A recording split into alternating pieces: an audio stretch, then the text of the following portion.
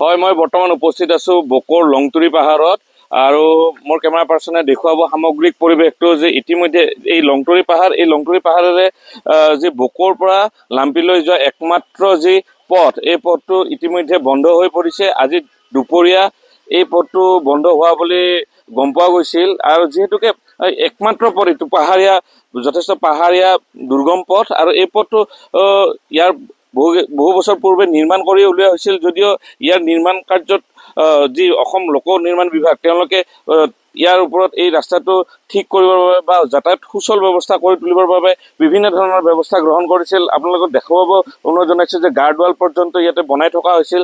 তাৰ পৰিপ্ৰেক্ষিততো যি নেৰানেপেৰা বৰষুণ 2-4 দিন ধৰি যি নেৰানেপেৰা বৰষুণ আহি আছে আৰু এই অঞ্চলটো যিহেতু লাম্পি এটা চিৰসেউজ অঞ্চল বুলিয়ে জানিব পাৰি আৰু এই অঞ্চলটোত যি নেৰানেপেৰা বৰষুণ, এই বৰষুণৰ ফলত পাহাৰ খহি আহে আৰু পাহাৰ যথেষ্ট ডাঙৰ ডাঙৰ শিল খহি আহিছে ইতিমধ্যে দেখিবলৈ পাইছে আৰু খহি অহাৰ পিছত এই ৰাস্তাটো সম্পূৰ্ণৰূপে বন্ধ হৈ পৰিছে। এই ৰাস্তাৰ যি নিৰ্মাণ কাৰ্য বা এই ৰাস্তাৰ যি গাৰ্ডৱালে হওক বা যিকোনো কামত যিহেতুকে কাম চলি আছিল আৰু এই কামত যি নিয়োজিত হৈ আছিল ঠিকাদাৰে ক'ব লাগিব বা তেওঁলোকৰ যি কৰ্মচাৰী বা তেওঁলোক আমাৰ লগত আছে বৰ্তমান, তেওঁৰ পৰা জানিব বিচাৰিম কেনেকুৱা হৈছে, কেতিয়া হৈছে এই ঘটনাটো?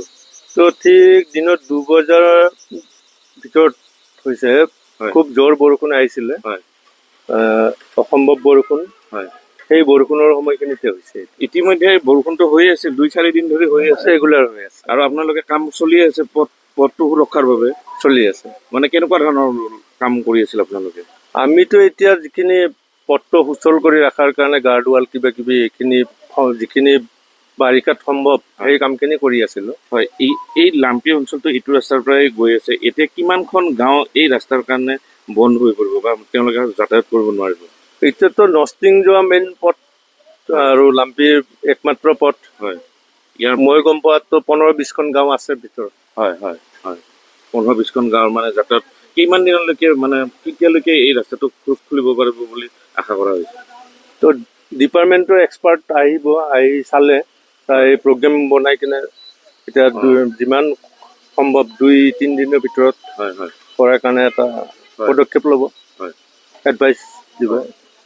হয়, ইতিমধ্যে গম পোৱা গৈছে যে 2-3 দিনৰ ভিতৰত তেওঁলোকৰ যি অসম চৰকাৰৰ যি লোক নিৰ্মাণ বিভাগ তেওঁলোকে ইতিমধ্যে আহি উপস্থিত হৈছে। এটা কথা ক'ব লাগিব যে প্ৰায় দুপৰীয়া 2মান বজাত এই ৰাস্তাটো খহি পৰিছিল, যদিও কোনো লোক হতাহত বা কোনো একো ধৰণৰ ক্ষয় ক্ষতি হোৱা নাই বুলি জানিব পৰা গৈছে। কিন্তু তথাপিও যি গাঁও আছে বহুকেইখন গাঁও সামৰি লৈছে আৰু এইটো এটা একমাত্ৰ পথ যি লাম্পি, লোৱাৰ লাম্পি ইত্যাদিকে ধৰি দ্ৰোণপাৰা, নোৱাপাৰা বহুকেইখন গাঁও ইতিমধ্যে সামৰি লৈছে। সামৰি লোৱাৰ বিনিময় পাছত এই ৰাস্তাটো যে মুকলাই দিয়াৰ বাবে যথেষ্ট গুৰুত্বপূৰ্ণ হৈ পৰিছে, কাৰণ এই ৰাস্তাটো একমাত্ৰ পথ। যিকোনো বেমাৰ বা যিকোনো এম্বুলেঞ্চ আহিব লাগিলে বা যিকোনো খাদ্য পাহাৰলৈ লৈ যাব লাগিলে এই পথটোৱে এটা একমাত্ৰ পথ। গতিকে এই ক্ষেত্ৰত অসম চৰকাৰৰ লোক নিৰ্মাণ বিভাগে কি ধৰণৰ পদক্ষেপ আৰু কিমান সোনকালে এই ৰাস্তাটো সুচল কৰি তুলিব পাৰে এয়া এক লক্ষণীয় হ'ব।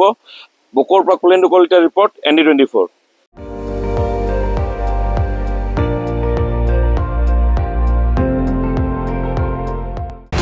আপুনি চাই আছে ND24, সৰ্বশ্ৰেষ্ঠ নহয় সৰ্বোত্তমৰ দৌৰত।